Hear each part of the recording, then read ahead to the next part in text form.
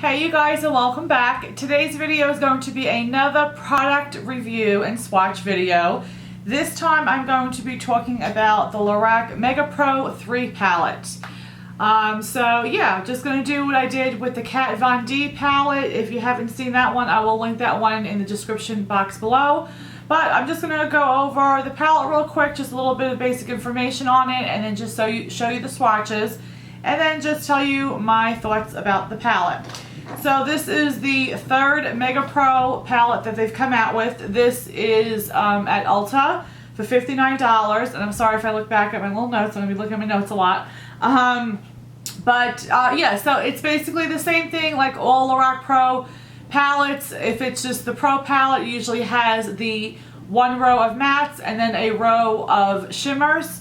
With the Mega Pro palettes, it's basically two of the Pro palettes together. So you're going to get 2 rows of mattes and 2 rows of shimmer shades. So I will show you what the palette looks like. It's in this white packaging. It's the same thing as basically all of the Lorac Pro and Mega Pro palettes, but this one is in a white cardboard case. There's the back. You open it up and you got the mirror. So there's the mirror, and then you got all of your shades right here. So again, the top 2 rows are the 2 mattes, and the bottom 2 rows are your shimmer shades. So each row does consist of 8 shadows. So there's 16 mattes and 16 shimmers, which gives you 32 shades. Each one is 0.4 grams of shadow, giving you a total of 12.8 grams for the whole entire palette. I did compare it to the Mega Pro 1 and Mega Pro 2, and those 2 palettes, each shadow is 0.55 grams with a total of 17.6 grams of shadows in the Mega Pro 1 and 2. So you are getting a little bit more for those 2 versus this one. The shadows could be used wet or dry, so that you can use like these shadows for like liner. I mean, you can use them for like shadowing, for contouring. So yeah, I mean, I love Lorac shadows, so yeah, this was fun to play with. I am wearing it right now. I just decided today to just do all the mattes. So I believe, because I swatched all of them already, I believe I did, let's see, I think I used Toffee in my like transition shade, or my transition area I should say. And then I went in with Dusty Mauve in my crease. I used Eggplant in the outer V, and I used Mist on like my eyelid. So I'll zoom in real quick so you can just see my eyelid because I didn't take a picture. So hopefully you can see that okay.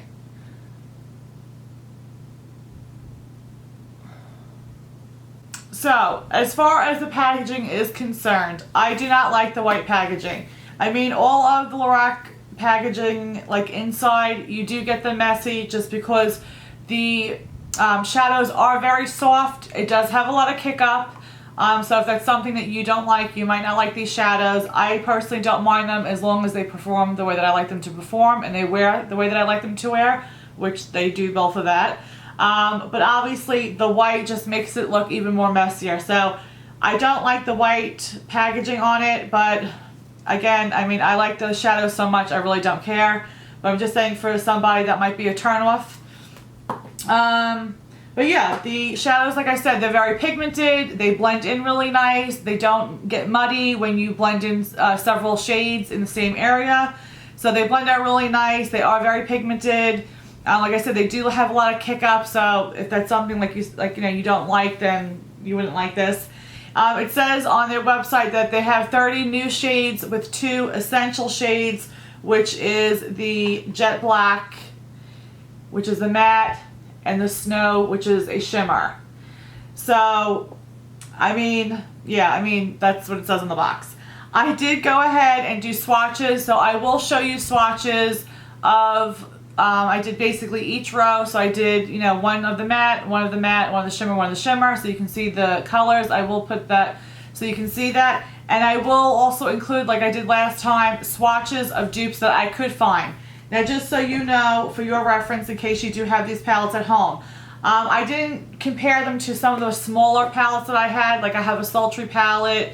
I have the smaller, the mini Mega Pro Matte and Metal. I didn't compare it to that. But these are the palettes I did compare them to, which is all the Lorac Pro palettes. So I have 1, 2, and 3. I also compared it to the Lorac Unzipped Original and the Gold, as well as the Lorac Mega Pro 1 and 2. So that is what I was looking at when I was swatching, you know, for dupes for this one. So I will go ahead and post that. I'll put the Lorac Mega Pro 3 name up top. It should be closest to my wrist, and then the dupe will be underneath that. So as far as, do I think this palette is worth it to get? And honestly, again, it just really all depends on your preference in palettes. Like I said, for a person who loves to just collect palettes and is a collector and just likes to have the palettes and work out of palettes, I think it's a very good palette to have.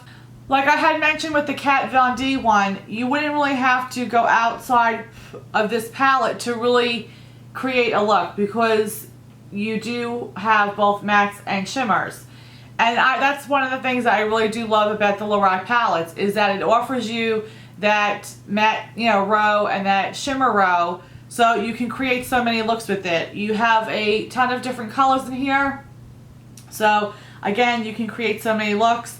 I like the pigmentation of the Lorac shadows. I love the feel of them. Like I said, it does give a lot of kick up, but I don't care about that, because as long as it can blend on my eyes and it blends in nice and it stays nice, that's really all I care about. You can see the colors.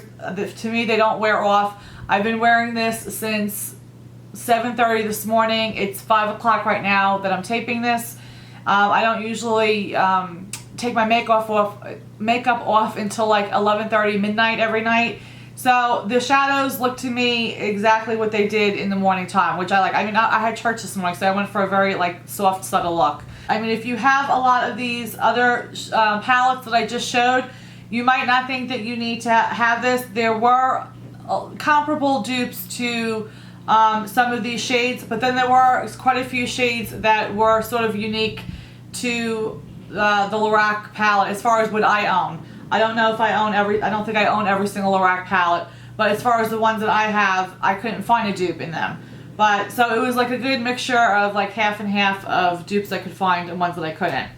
And there was a repeat. Snow is in another palette as it's in here.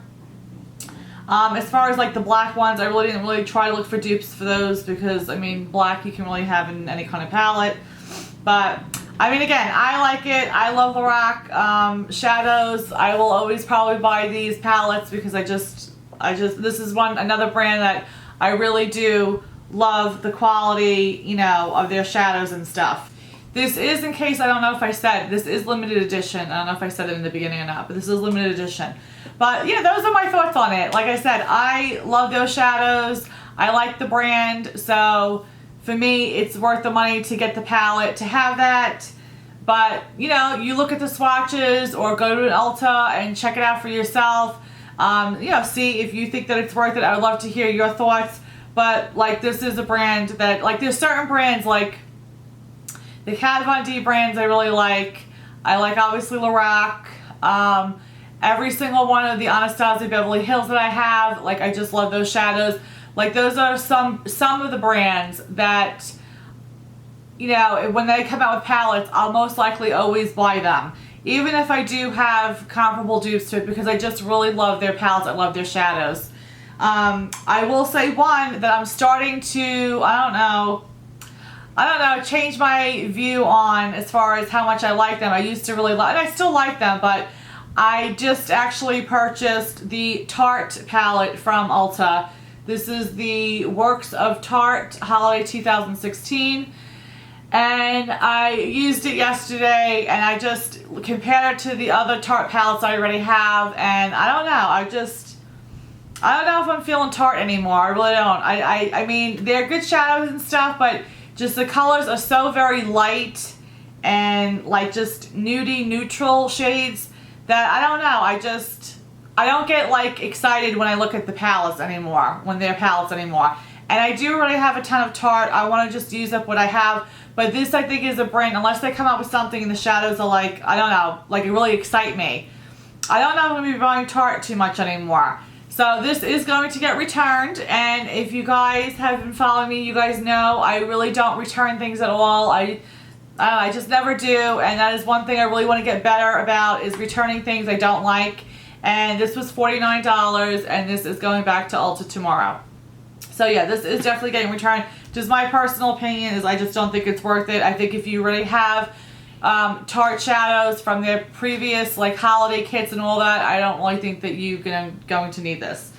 So yeah, that's getting returned, but I really do like the Lorac Mega Pro 3. That is staying.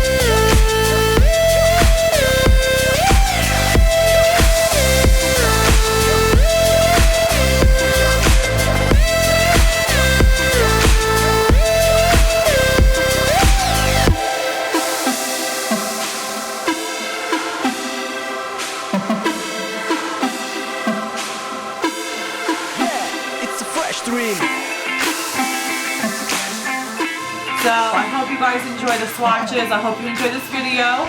Let me know if you have it or if you're going to get it. I would love to hear your thoughts about it.